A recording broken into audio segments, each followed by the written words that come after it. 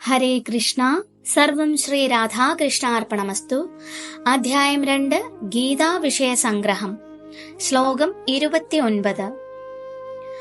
ആശ്ചര്യവത് പശ്യതി കശ്ചിദേന ആശ്ചര്യവദ്വദതി തദൈവ ചാന്യഃ ആശ്ചര്യവശ്ചൈനമന്യേ ശൃണോതി ശ്രുത്വാപ്യേനം വേദ ന ചൈവ കശ്ചിത്.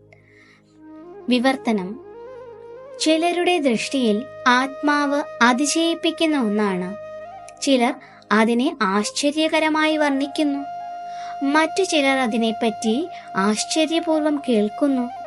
ചിലർക്കാകട്ടെ അതിനെപ്പറ്റി കേട്ടിട്ടും ഒട്ടും മനസ്സിലാക്കാൻ സാധിക്കുന്നില്ല. ഭാവാർത്ഥം: ഗീതോപനിഷത്ത് മിക്കവാറും ഉപനിഷത്ത് സിദ്ധാന്തങ്ങളെ അടിസ്ഥാനപ്പെടുത്തിക്കൊണ്ടുള്ളതാകയാൽ ഈ സൂക്തം ഖഡോപനിഷത്ത് 1:2-7 കാണുന്നത് അത്ഭുതമില്ല. ശ്രവണയാവി ബഹുഭിർയോ ന ലഭ്യഃ ശൃണ്വന്തോപി ബഹുവോയം ന വിദ്യുഃ ആശ്ചര്യോ വക്താ കുശലോസ്യ ലബ്ധാ ആശ്ചര്യോസ്യ ജ്ഞാതാ കുശലാനുശിഷ്ടഃ. ഭീമാകാരമായ ഒരു മൃഗത്തിന്റെ ശരീരത്തിലും പടുകൂറ്റൻ വടവൃക്ഷത്തിലും 1 ഇഞ്ച് മാത്രം വരുന്ന സ്ഥലത്ത് ഉൾക്കൊള്ളുന്ന കോടാനുകോടി അതിസൂക്ഷ്മങ്ങളായ ജീവാണുക്കളിൽ ഓരോന്നിലും അണുമാത്രനായ ആത്മാവ് കുടികൊള്ളുന്നു എന്നത് വിസ്മയകരമത്രേ. വ്യക്തിഭാവമാർന്ന അണുമാത്രനായ ആത്മസ്ഫുലിംഗത്തിനെ കുറിച്ചുള്ള അദ്ഭുത രഹസ്യങ്ങൾ അജ്ഞരും തപശ്ചര്യകളൊന്നുമില്ലാത്തവരുമായ മനുഷ്യർക്ക് മനസ്സിലാവുകയില്ല.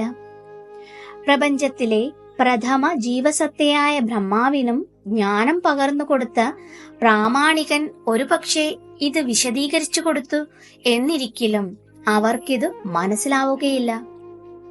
നന്നേ സൂക്ഷ്മമായ ഒരണുവിന് ഏറ്റവും വലുതും അതേസമയം ഏറ്റവും ചെറുതുമാകാൻ കഴിയുമെന്ന് സ്ഥൂലമായ ഭൗതികതാബോധമുള്ളതുകൊണ്ട് ആധുനിക മനുഷ്യരിൽ ബഹുഭൂരിപക്ഷത്തിനും ചിന്തിക്കാനാവില്ല.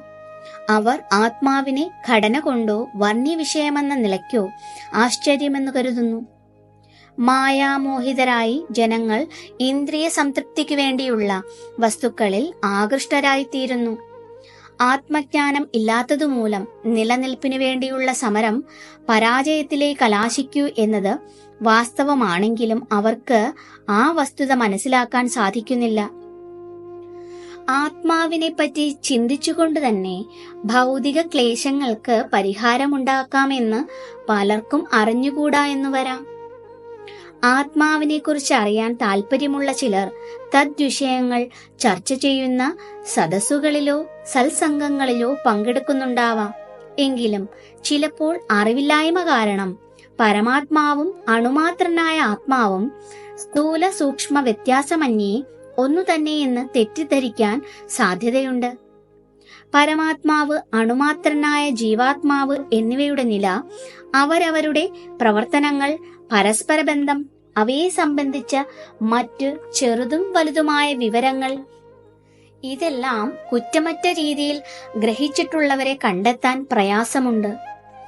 ഈ ആത്മജ്ഞാനം കൊണ്ട് പൂർണമായ പ്രയോജനം നേടി ആത്മാവിന്റെ നില എങ്ങനെയാണെന്ന് വിവിധ കാഴ്ചപ്പാടുകളിൽ കൂടി വിവരിച്ചു തരുവാൻ കഴിവുള്ള ഒരാളെ കണ്ടെത്താൻ അതിലേറെ പ്രയാസമുണ്ട്. ഏതു വിധത്തിലെങ്കിലും ആത്മാവിനെക്കുറിച്ചുള്ള വസ്തുതകൾ അറിയാൻ സാധിച്ചാൽ മനുഷ്യന് ജീവിതം സഫലമായി. മറ്റു സിദ്ധാന്തങ്ങളിലേക്ക് തിരിഞ്ഞു പോകാതെ സർവോത്തമനായ ശ്രീകൃഷ്ണ ഭഗവാൻ ഭഗവത്ഗീതയിൽ പറഞ്ഞതിനെ അംഗീകരിക്കുക എന്നതാണ് ആത്മാവിനെ പറ്റി അറിയാനുള്ള ഏറ്റവും ലളിതമായ മാർഗം. മാത്രമല്ല, കൃഷ്ണനെ പരമദിവ്യോത്തമ പുരുഷനായി സ്വീകരിക്കാൻ ഒരാൾ മുൻജന്മത്തിലോ ഈ ജന്മത്തിലോ ഒട്ടേറെ തപസ്സും ത്യാഗവും അനുഷ്ഠിച്ചേ തീരൂ.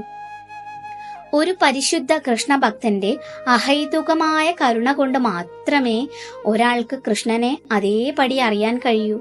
മറ്റു മാർഗമില്ല. ഹരേ കൃഷ്ണ. സർവം ശ്രീ രാധാകൃഷ്ണാർപ്പണമസ്തു.